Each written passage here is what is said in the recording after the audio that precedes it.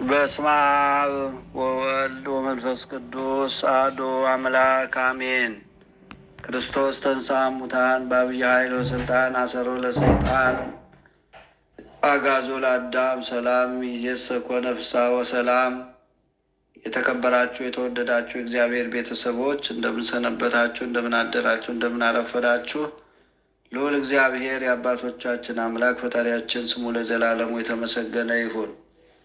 እንኳን ለእመቤታችን ለቅድስተ ቅዱሳን ለንጽሕተ ንጹሐን ለድንግል ማርያም ብርሃነ ልደቷ በሰላም በጤና በሕይወት ጠብቆ አደረሳችሁ አደረሰን። ልደቷ ልደታችን ነውና ሁላችሁንም በሰላም በጤና ደረሳችሁ። እንግዲህ ትንሣኤው ላይ ነው ልደቷም የዋለው። ይህንን በዓል ሁላችንም በተቻለ መጠን በያለንበት ሆነን ማክበር አለብን። ማክበር ማለት ቤተ ክርስቲያን ሂዶ መባ ይዞ ዕጣን ቋጥሮ መባ ሰፍሮ ቤተ ክርስቲያን ሂዶ ተሳልሞ አስቀድሶ ማሕሌት ቁሞ መምጣት ብቻ አይደለም።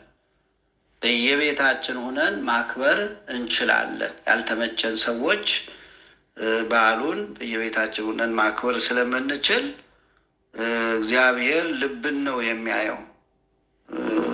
ስለዚህ ውስጣችንን ንጹሕ አድርገን እመቤታችን ልደትሽ ልደቴ ነው፣ ልደትሽ ልደታችን ነው ብለን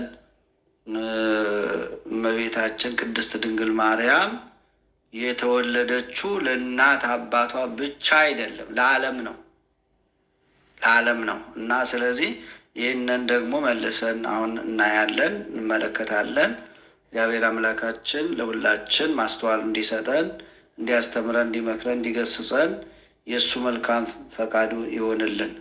ልደታ ለማርያም ልደታ ለማርያም እመቤታችን ክቡር አብስቦ በኩለየ ወለምስካቦ ሙኒ አልቦቱ ስበት። ጋብቻ ክቡር ነው፣ መኝታቸውም አደፍ ጉድፍ የሌለበት ንጹሕ ነው ባለው አምላካዊ ሕግ ከሐና ከኢያቄም በሕግ በሩካቤ ተጸንሳ የተወለደች ናት እመቤታችን ቅድስት ድንግል ማርያም። የሐዋርያው የቅዱስ ጳውሎስ መልእክት ዕብራውያን ምዕራፍ 13 ቁጥር 4 ላይ የምናገኘው ነው። እንዲሁም ነቢዩ ዳዊት እስመናሁ በኃጢአት ተጸነስኩ ወበአመፃ ወለደተኒ እምየ፣ እነሆ በአመፃ ተጸነስኩ እናቴም በኃጢአት ወለደችኝ ብሎ እንደተናገረው እመቤታችን ሰዎች በልተው ጠጥተው በሚያደርጉት ፍትወተ ሥጋ ተላ ደስታ ተጸንሳ የተወለደች ሳይሆን አኮ ሰናይ ሰብ ይንበር በአቲቶ አላ ንግበር ሎቱ ቢጸ ዘትረዶ። ሰው ብቻውን ይሆን ዘንድ መልካም አይደለም፣ የምትመቸው ረዳት እንፍጠርለት ባለው መለኮታዊ ቃል መሰረት አንድ ወንድ በአንዲት ሴት፣ አንዲት ሴት በአንድ ወንድ ተወስነው ከኖሩ ከሐና ከኢያቄም ተጸንሳ የተወለደች የቅዱስ ጋብቻ በረከት ውጤት ናት እመቤታችን። ክብር ምስጋና ይግባት። የተቀደሱ ተራሮች ነቢየ እግዚአብሔር ቅዱስ ዳዊት መሰረቶቿ የተቀደሱ ተራሮች ናቸው መዝሙር 86 ቁጥር 1 ብሎ እንደተናገረው እንዳመሰገነው እንደዘመረው የተቀደሱ ተራሮች የተባሉት እመቤታችንን ያስገኙት ቅዱሳን አያቶቿ ናቸው። ተራሮች ከሁሉም ከፍ ያሉ እንደሆኑ የእመቤታችንም አያቶቿ እነ አብርሃም፣ እነ ይስሐቅ፣ እነ ዳዊት፣ እነ ሰሎሞን በአጠቃላይ ከአዳም ጀምሮ እስከ አርእስተ አበው ከሰው ልጆች እጅግ የተከበሩና በእግዚአብሔር ዘንድ ባለሟልነትን ያገኙ ቅዱሳን ናቸው። የእመቤታችን ቅድመ አያቶቿ ቴክታ በጥሪቃ ይባላሉ። ባለጸጎች ነበሩ። ነገር ግን ቴክታ መካን ነበረችና ልጅ አልነበራቸውም። ከዕለታት አንድ ቀን በጥሪቃ በቤተ መዛግብቱ ገብቶ የገንዘቡን ብዛት የዕቃ ቤቱን ስፋት አይቶ ይህ ሁሉ ልጅ ቢኖረን ኑሮ ይወርሰው አልነበረምን? ታዲያ ምን ይሆናል? እኔም መካን አንቺም መካን፣ ይህ ሁሉ ገንዘብ ለማን ይሆናል? ልጅ የለንም አላት። ቴክታም እግዚአብሔር ከኔ ባይሰጥ ከሌላ ይሰጥ ይሆናል፣ ከሌላ ውለድ አለችው። ይህንስ እንዳላደርገው እግዚአብሔር ያውቃል አላት።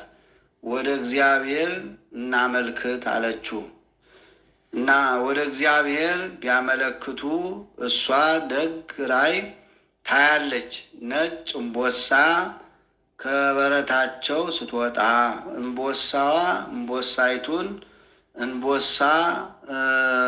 እንቦሳይቱን እየወለደች ስድስተኛይቱ ጨረቃ ፀሐይን ስትወልድ አየች። ይህን ለበጥሪቃ ለባለቤቷ ነገረችው። በሀገራቸው መፈክረ ሕልም አለ፣ ሄደህ አስፈታው አለችው። ሄዶ ቢነግረው ደግ ልጅ ተወልዱ ይሆናል። ጨረቃይቱ ከፍጡራን በላይ የምትሆን ልጅ ትወልዳላችሁ። የፀሐይ ነገርስ አልተገለጠልኝም፣ እንደ ነቢይ እንደ ንጉሥ ያለ ይሆናል። እኔ እንጃ ጊዜ ይግለጠው ብሎታል። ሲመለስ እንደምን ሆነህ መጣ አለችው። ደጋግ ልጅ ልትወልዱ ይሆናል አላት። የፀሐይና የጨረቃስ ነገርስ ምን አለህ አለችው። ጨረቃ ከፍጡራን በላይ የምትሆን ልጅ ትወልዱ ይሆናል አለኝ። የፀሐይን ነገር አልገለጠልኝም፣ ጊዜ ይግለጠው ብሎኛል አላት። ወናሁ ታቁረ እጓል በውስተ ከርስየ እንዲል ወዲያው ጸነሰች፣ ሄሜንን ወለዱ። ሄሜን ማለት ረከብኩ ስለቴ ልመናዬን አገኘሁ ማለት ነው። ሄሜን ዴርዴን ቶናን፣ ቶና ሲካርን፣ ሲካር ሄርሜላን፣ ሄርሜላ ሐናን ትወልዳለች። ሐና ከነገደ ይሁዳ የተወለደ ኢያቄም የሚባል ደግ ሰው አግብታ ስትኖር እንደ አያቶቿ እሷም መካን ሆነች። ከዕለታት አንድ ቀን ልብስ አልደረሰልኝም እንጂ ከቤተ እግዚአብሔር ሄጄ እጅ ነስቼ ጸሎት አድርሼ በመጣው ነበር አለች። አመንዝራ ጎረቤት ነበረቻትና ሐና ከእኔ 2 ልብስ አለ፣ አንዱን ለብሰሽ ደርሰሽ አትመጭም አለቻት። ያንቺ ልብስ በአስበ ዝሙት የመጣ ነውና ያንን ለብሼስ በእግዚአብሔር ፊት አልቆምም ብዬ ነው አለቻት። አሁን ሐና እንዲህ ማለቷ ራሷን ለማጽደቅ ባልንጀራዋን ለመናቅ ፈልጋ አይደለም፣ 3 ምክንያት ስላላት ነው። የመጀመሪያው ምክንያቷ እግዚአብሔር ንጹሕ ባህሪ ነው፣ ንጹሕ ነገር ይወዳል በማለት እንደ አቤል ንጹሕ መስዋዕት ለማቅረብ ነው። ሁለተኛው ባልንጀራዋ ይህን ተገንዝባ እንድትጸጸት አስተምራ ለማለፍ ነው። ሦስተኛውና ዋናው ምክንያት በኦሪት ሕግ መሰረት አስበ ደነስ አስበ ዘማ ሴጠ ከልብ ያበው ውስተ ቤተ እግዚአብሔር የዘማና የሴሰኝነት ዋጋንና የውሻን ለውጥ ወደ ቤተ እግዚአብሔር አያግቡ ይላል። በዝሙት ገንዘብ የተገዛውን ማንኛውንም ነገር በእግዚአብሔር ፊት ማቅረብና የኃጢአተኛውን ልብስ መልበስ ክልክል እንደሆነ መጽሐፍ ይገልጻል። ኦሪት ዘዳግም ምዕራፍ 23 ቁጥር 18፣ ዲድስቅልያ አንቀጽ 33። ሐዋርያው ይሁዳ በመልእክቱ እንዲህ ይላል፣ ወቦ ለጸሊኦሙ ዘቀዲሙ የጋዮሙ አራዘ ጥልቀተ ዝሙቶሙ። የቀደመ ኃጢአታቸውን ጠልተው የረከሰች የዝሙታቸውን ልብስ አውልቀው ይጣሉ አለም ብሎ ይህንን ኃይለ ቃል ይናገራል። የይሁዳ መልእክት ምዕራፍ 1 ነው። ሁልጊዜም ቁጥር 23 ላይ እንዲህ ይላል፣ ያቻ መንዝራ ጎረቤት በገዛ ስራዋ መጸጸት ሲገባት ሐና በምን ምክንያት ነው ለሐና ልጅ የነሳት እያልኩ አዝንልሽ ነበር። ለካስ በዚህ ክፋትሽ ነው እንደ እንጨት አድርቆሽ እንደ በቅሎ አመክኖሽ ያስቀረሽ። ይህች በቅሎ ቢወልዷት እንጂ የማትወልድ የበቅሎ ዘመድ ብላ ተዘባበተችባት። እናታችን ቅድስት ሐናም በዚህ አዝና የራሷን ለብሳ ከቤተ እግዚአብሔር እጅ ነስታ ስትመለስ ርግቦች ከዛፍ ስር ከልጆቻቸው ጋር ሲጫወቱ አይታ አቤቱ ፈጣሪ ሁሉን ሁለት ሁለት አድርገህ ፈጥረኸዋል።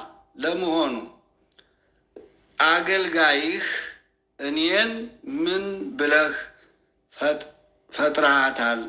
ድንጋይ ብለህ ፈጥረሃታልን? ለእንስሳቱ ላዕዋፉ ያልነሳኸውን ዘር ለእኔ ለምን ነሳኝ ብላ ምርር ብላ አለቀሰች። ኢያቄምም ሮቤል የሚባል ጎረቤት ነበረው። ኢያቄም ምንስ ያንተን መስዋዕት እግዚአብሔር ባይቀበለውም ወጉ አይቀርምና መባ ይዘን አንሄድምን ብሎ ተዘባብቶበታል። ይህ ብቻ አይደለም። ከዕለታት አንድ ቀን ሐናና ኢያቄም መስዋዕት ይዘው ወደ ቤተ እግዚአብሔር ሄዱ። ሊቀ ካህናቱ ስምዖን ምናሴም ይለዋል፣ ወይት ወከፍ መስዋዕቶሙ ለመካናት ይላል። እናንተማ ብዙ ወተባዝሁ ብሎ ለአዳም የነገረውን ያስቀረባችሁ እርጉማን አይደላችሁምን? ቢጠላችሁ ነው እንጂ ቢወዳችሁማ ልጅ ይሰጣችሁ አልነበረምን? የኃጢአተኛውን መስዋዕት እግዚአብሔር አይቀበለውም። ምን አደከማችሁ? አልቀበላችሁም። ምን አደከማችሁ? አልቀበላችሁም ብሎ መለሰባቸው። በዚህ እያዘኑ ወደ ቤታቸው ተመልሰዋል። አንድም ከአይሩገ እስራኤል የወለዱ ሰዎች የሚመገቡት ያልወለዱ ሰዎች የማይመገቡት ተረፈ መስዋዕት ነበር። ያንን ከልክሏቸው እያዘኑ ሲመለሱ ይህን ሁሉ ተግዳሮትና ስድብ የምንሰማው ወደ እግዚአብሔር ባናመለክት አይደለምን ብለው ሱባዔ ያዙ፣ ስዕለት ተሳሉ። አቤቱ አምላካችን ሆይ ስድባችንን ብታርቅልን፣ ልጅም ብትሰጠን፣ ወንድ ልጅ ከሆነ ወጥቶ ወርዶ አርሶ ቆፍሮ ያብላን፣ ያጠጣን፣ ይርዳን አንልም። ለቤተ እግዚአብሔር መብራት አብሪ፣ መስዋዕት አቅራቢ እንዲሆን ላንተ እንሰጣለን። ሴት ብንወልድ እንጨት ሰብራ፣ ውሃ ቀድታ፣ እንጀራ ጋግራ፣ ምግብ አብስላ ትርዳን ትጡረን አንልም።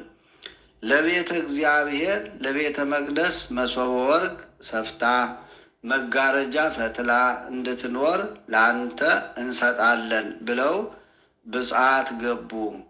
ሐምሌ 30 እሷ ለሱ ጸምር ሲያስታጥቁት መቋሚያው አፍርታ ፍጥረት ሁሉ ከበው ሲመገቧት ራእይ አይታለች። እርሱም ለእርሷ ጻዳ ርግብ 7ቱን ሰማያት ሰንጥቃ መጥታ በራሷ ላይ ስታርፍ በቀኝ ጆሮዋ ገብታ በማሕፀኗ ስታድር አይቷል።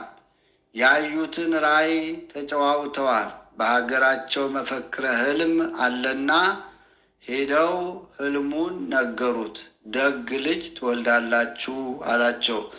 መልአኩ መጥቶ ደግ ልጅ ትወልዳላችሁ ብሏቸው በብስራተ መልአክ በፈቃደ አምላክ እመቤታችን ነሐሴ 7 ቀን ተጸነሰች። በተጸነችም ጊዜ ብዙ ታምራት ተደርገዋል። የምትወዳት ምስጢሯን የምትነግራት በርሴባ የምትባል አንድ ዓይና የሆነች አክስት ነበረቻት፣ ቅድስት ሐና።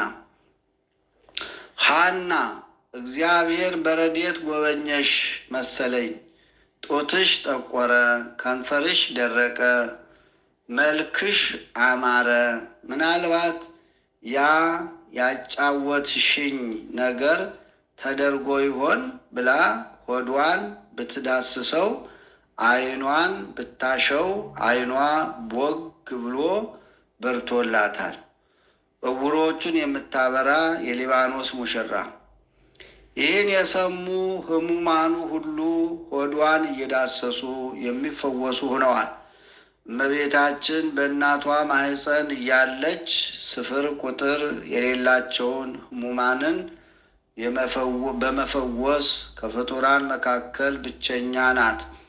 ዳግመኛም ሳምናስ ወልደ ጦሊቅ የተባለ ያጎቷ ልጅ ሞተ ብለው ነገሯት። ሄዳ ትወደው ነበርና ቤተ ዘመድ ከሆኑ የአልጋውን ሸንኮር እየያዙ ማልቀስ ልማድ ነውና እየዞረች ስታለቅስ ጥላዋ ቢያርፍበት ብድግ ብሎ ተነስቶ ሰላም ለኪ ኦ ሐና እማ ለፀሐየ ጽድቅ ወላዲቱ ወምህይወቱ ለዘገብረ ሰማይ ወምድረ ሰማይና ምድር የፈጠረ የፀሐየ ጽድቅ እናት የጸነስሽ ሐና ሆይ ሰላም ላንቺ ይሁን ብሎ ከመፈክረ ሕልም የተሰወረውን እሱ ተርጉሞታል። ከዚያም የተሰበሰቡ አይሁድ ለምቀኝነት አያርፉምና ቀድሞ ከእነዚህ ወገን የተወለዱ እነ ዳዊት እነ ሰሎሞን 40 ዘመን እንደ ገል ቀጥቅጠው እንደ ሰም አቀልጠው ገዙን። ደግሞ ዛሬ ከእነዚህ የሚወለደው ደግሞ እንደምን ያደርገን ይሆን? ንወግሮሙ በእብን ወናውዮሙ በእሳት በድንጋይ ወግረን በእሳት አቃጥለን እንግደላቸው ብለው በጠላትነት ተነሱባቸው። መልአኩ ቅዱስ ገብርኤል አድባረ ሊባኖስ ሂዱ ብሏቸው አድባረ ሊባኖስ ሂደው ወልደዋታል። ትወፅ መርዓትም ሊባኖስ ሙሽራይቱ ከሊባኖስ ትወጣለች ብሎ መፍቀሬ ጥበብ ሰሎሞን ትንቢታዊ መዝሙር እንደ ተቀኘላት በሊባኖስ ተራራ ተወለደች። እመቤታችን የተወለደች ዕለት ዓለሙ ሁሉ ብርሃን ሆኗል። ሐና ኢያቄምም ደስ ብሏቸው ዳስ ሰርተው ፍሪዳ አርደው ጠጅ ጥለው ተላ ደስታ አድርገው ገንዘባቸውን ለነዳያን መጽውተዋል። ነቢያትንና ጻድቃንን ትቤዥ ታድን ዘንድ ሲል የልጇ ቤዛነት የእርሷ ቤዛነት ነውና፣ ከዚህ የተነሳ የእመቤታችን ልደት እንደ እንግዳ ደራሽ እንደ ውሃ ፈሳሽ አይደለም። ከጥንት ከመሰረት በነቢያት እንደ አንደበት በብዙ ኅብረ ትንቢት ሲያዝ ሲነገር የመጣ ነው እንጂ። ሊቁ ቅዱስ ያሬድ የእመቤታችንን ልደት እንደ ማንኛውም ሰው በልማደ ፍጥረት ሳይሆን በተለየ መልኩ ትንቢት ተነግሮለት ሱባዔ ተቆጥሮለት መሆኑን ሲናገር እግዚኦ ማርያም መንክር ልደትኪ ወፁ ግብርኪ አምደ እሳት ጾርኪ ወልድኪ መድኃኔ ዓለም ዲበ እጽ ተቀነወ ወዘተፄወወ ሕዝበ በደሙ ቤዘወ። አቤቱ ማርያም ሆይ ልደትሽ ድንቅ ነው፣ ሥጋሽም እጹብ ነው። የእሳትን አምድ ተሸከምሽ። ልጅሽ መድኃኔ ዓለም በእንጨት ላይ ተቸነከረ፣ የተማረከውን ሕዝብ በደሙ ገዛ ዋጀ በማለት አድንቆታል ማለት ነው። አድንቆቱን ገልጧታል። ሐና እና ኢያቄም በጥንተ ተፈጥሮ አንድ ወንድ በአንድ ሴት በሚለው ንጹሕ ጋብቻ የኖሩ በእግዚአብሔር ሕግ የሚመሩ በኅብረተሰባቸው ዘንድ የተከበሩ ጻድቃን እንደነበሩ በሥነ ምግባር የታነጹ የሕይወት ታሪካቸው ይናገራል። ይህን በመሰለ የተቀደሰ ሕይወት እየኖሩ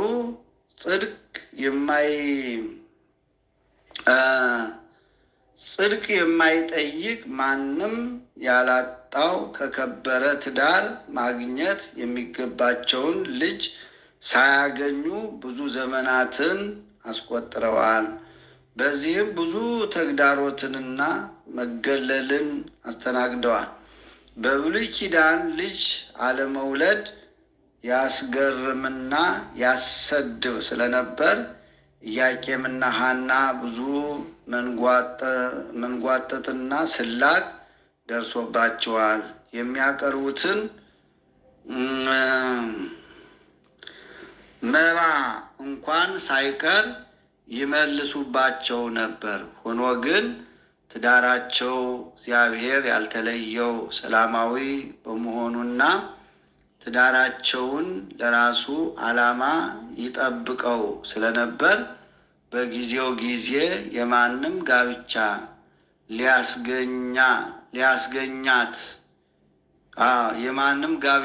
ሊያስገኛት ያልቻለና የማይችል የነበረች ልጅ አስረከባቸው። ክብር ምስጋና ይግባው። ምክንያቱም ሌሎች ቢወልዱ ሰውን የሚወልዱ ልጆችን ነው። እነርሱ ግን ፈጣሪያቸውን የወለደች ልጅ ወልደዋልና የፈጣሪያቸውን እናት ስለወለዱ የፈጣሪያቸው አያት ለመባል በቅተዋል። ትዳርንና የቤተሰብ መምሪያውን ባለቤቱ እግዚአብሔር ሲመራውና ሲቆጣጠረው ውጤቱ ምን እንደሚመስል ከዚህ ትዳር መማር ይቻላል ወይም እንማራለን። ሐናና ኢያቄም ልጅ በማጣት ምክንያት ለደቂቃ ወይም ልባቸው ሳይታወክ ፍቅራቸው ሳይሻክር ሰላማቸው ሳይደፈርስ ቀና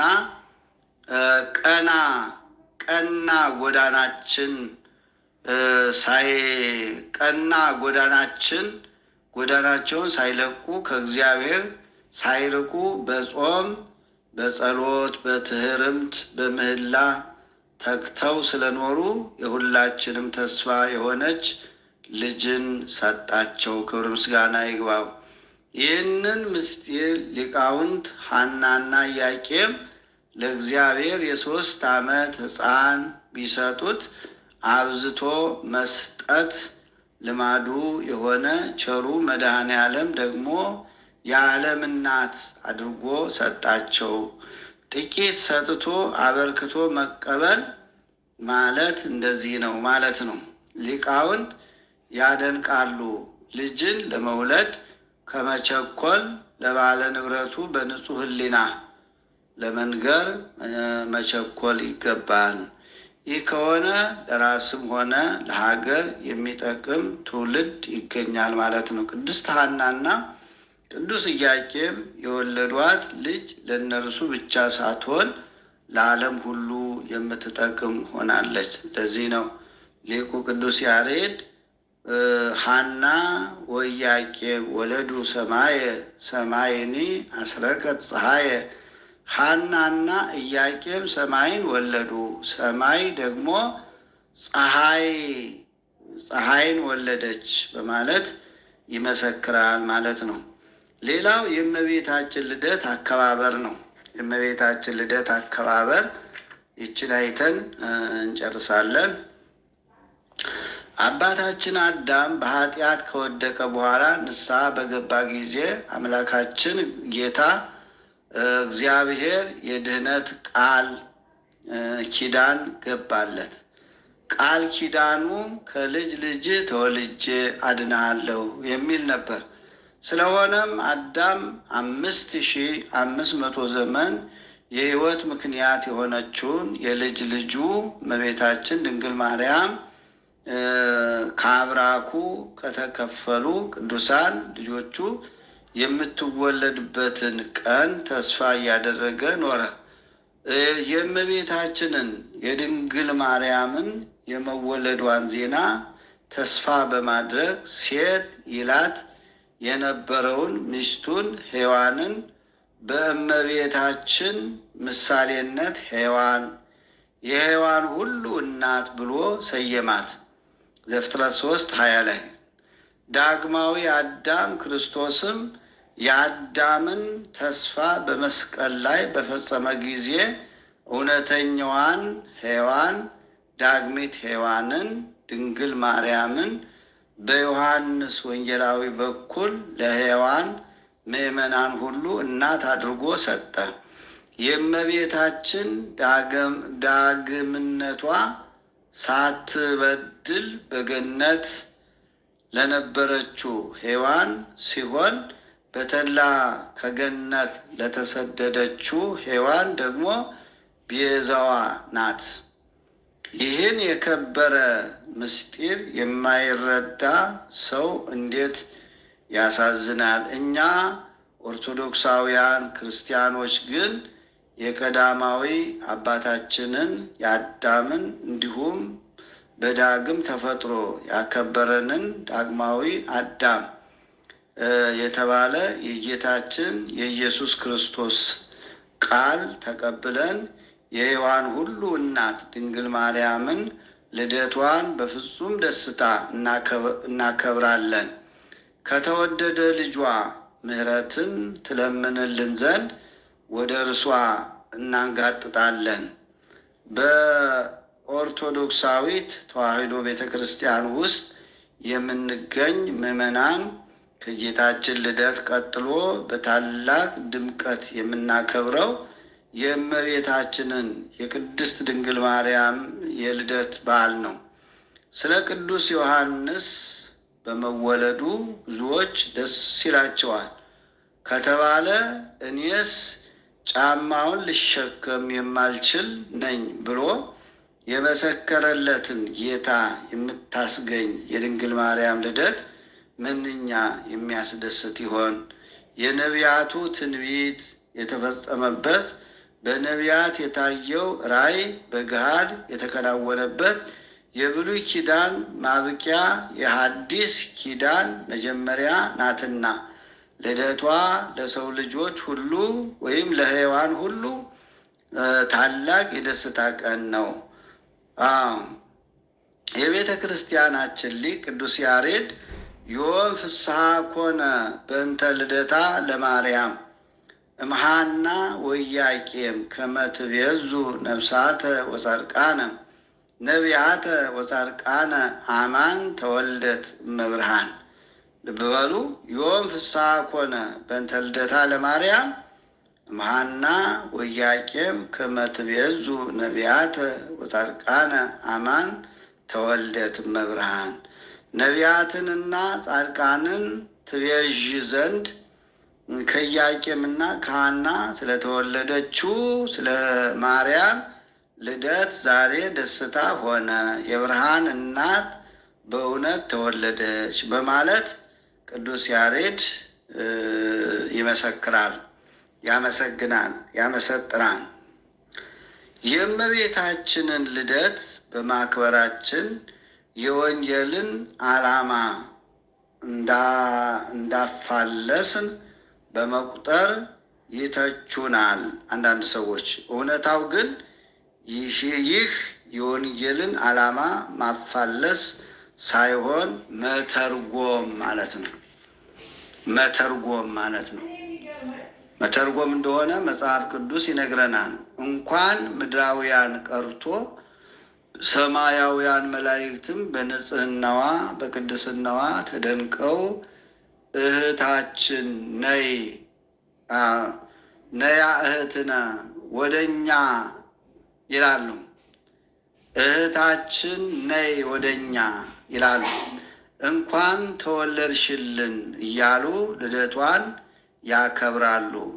በዘመናችን ያሉ የሰዎች ልጆች በታላቅ በድምቀት በደስታ የሚከበር ከሆነ ለሰው ልጅ መዳን ምክንያት የሆነች የአምላክ እናት የተወለደችበት ቀን ምንኛ ሊከበር ይገባው ይሆን? ቤተ ክርስቲያን 3 የልደት በዓላትን በልዩ ሁኔታ ታከብራለች።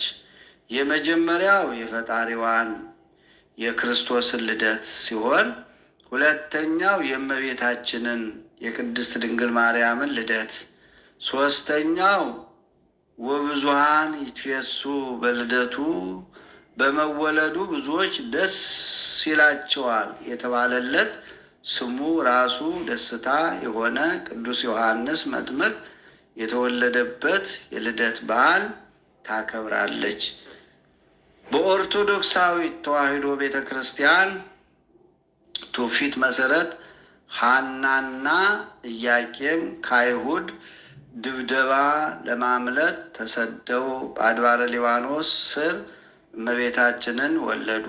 በወቅቱ ከቤት የወጡት ለሽሽት ነበርና ስንቅ ስላልያዙ ምግባቸው ንፍሮና ጥራጥሬ ነበር።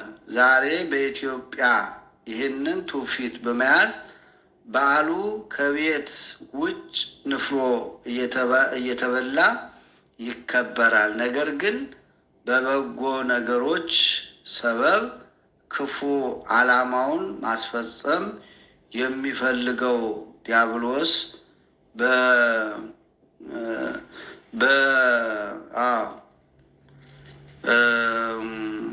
በእንደዚያ እንግዲህ መርዝ በመመረዝ መንፈሳዊ በዓላትን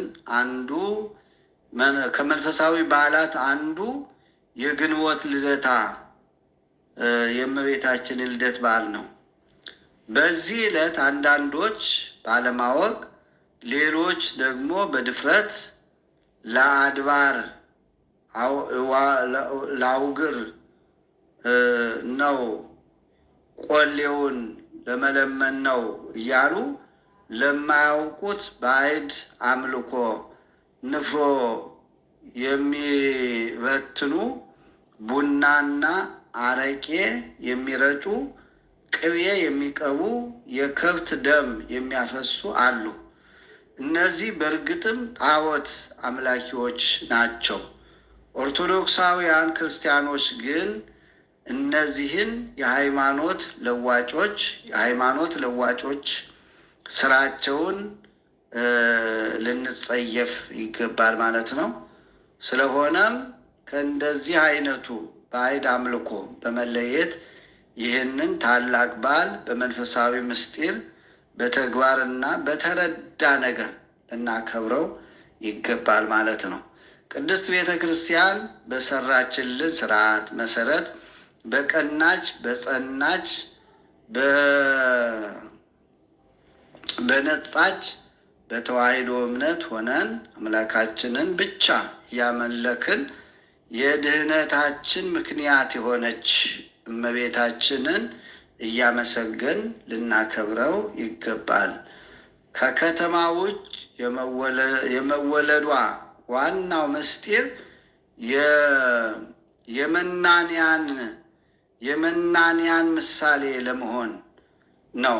እመቤታችን ከዚህ ዓለም ጣዕም ተሳትፎ የሌላት፣ ስጋዊ ግብር ያልነካት፣ ዓለማዊ ምኞት ያልደረሰባት ፍጽምት መናኝ ሆና የምትኖር ብቸኛ ፍጥረት እንደሆነች በልደቷ ሊያስተምረን ከሰው